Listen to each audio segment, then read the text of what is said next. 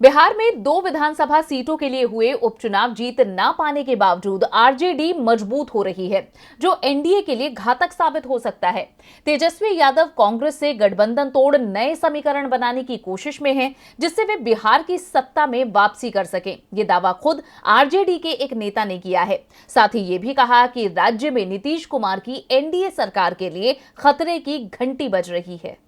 RJD ने कई सालों में पहली बार कुशेश्वर स्थान और तारापुर उपचुनाव अकेले लड़ा था।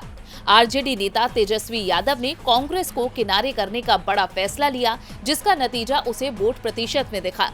आरजेडी के एक नेता ने कहा कि 1990 में लालू प्रसाद यादव ने राष्ट्रीय नेता के रूप में उभरने के बाद से आरजेडी का कांग्रेस के साथ दीर्घकालीन गठबंधन करा। उन्होंने कांग्रेस के साथ गठबंधन में सभी चुनाव लड़े। 2010 में एक मौके पर आरजेडी ने कांग्रेस के साथ गठबंधन तोड़ दिया, लेकिन लोक जनशक्ति पार्टी के साथ चुनाव लड़ा।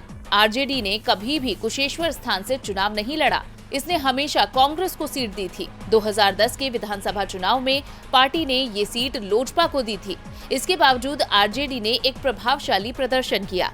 आरजेडी के उम्मीदवार को 12,000 मतों के अंतर से हार का सामना करना पड़ा, लेकिन इसका 36% वोट प्रतिशत 2022 के विधानसभा चुनाव में कांग्रेस उम्मीदवार अशोक राम को मिले वोटों की तुलना में 2% ज्यादा है। तारापुर में आरजेडी उम्मीदवार अरुण झा जेडीयू के उम्मीदवार राजीव कुमार सिंह से 3,800 मतों के मामूली अंतर से हार गए। 2020 में आरजेडी प्रत्याशी दिव्या ज्योति और तत्कालीन जेडीयू प्रत्याशी मेवालाल चौधरी के बीच हार का अंतर 7,200 वोटों का था। उस वक्त आरजेडी उम्मीदवार को सिर्फ 32.8% वोट ही मिले थे, जबकि इस बार उसे 44.35% वोट मिले हैं। तेजस्वी यादव को पार्टी को कांग्रेस से अलग करने के फैसले से उनके लिए लोजपा रामविलास या मुकेश साहनी की वीआईपी जैसे अन्य दलों के साथ हाथ मिलाने का रास्ता खुल सकता है। तेजस्वी यादव अब लोजपा रामविलास और अन्य विकल्पों को आजमा सकते हैं। वे चिराग पासवान के साथ हाथ मिलाने की संभावनाएं भी तलाश रहे हैं, जिनके पास बिहार में